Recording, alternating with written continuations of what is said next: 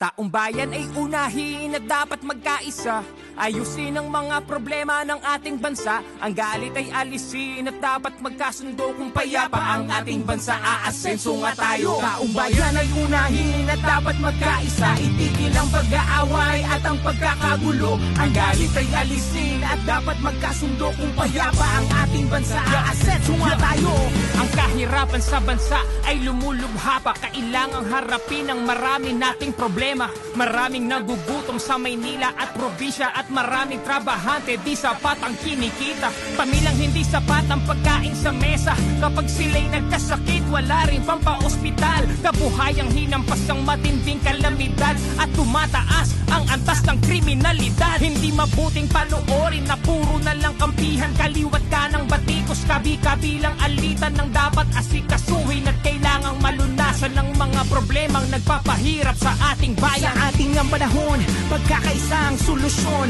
Magtulungan tayo, ito ang kailangan ngayon. Dapat nagkakaisa para payapa ang bansa. Pagkakaisa ang kailangan, di pamumulitika. Taong bayan ay unahin at dapat magkaisa.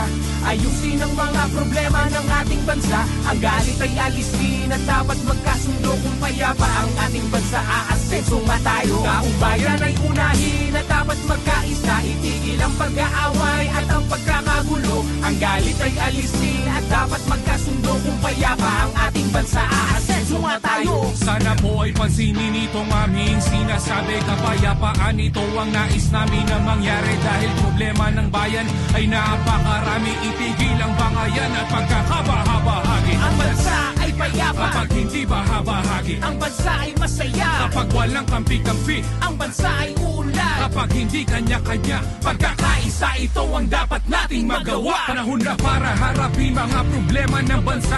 Sa pagbabangayan ng bayan ang nagdurusa. Nauubos lang ang oras sa hindi mahalaga.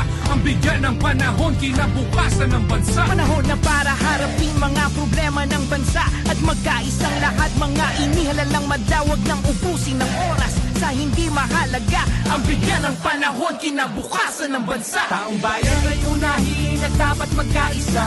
Ayusin ang mga problema ng ating bansa. Ang galit ay alisin at dapat magkasundo. Kung payapa ang ating bansa, aasenso nga tayo. Taong bayan ay unahin at dapat magkaisa. Itigil ang pag-aaway at ang pagkakagulo. Ang galit ay alisin at dapat magkasundo. Kung payapa ang ating bansa, aasenso nga tayo. Ang bigyan ng panahon kinabukasan ng bansa.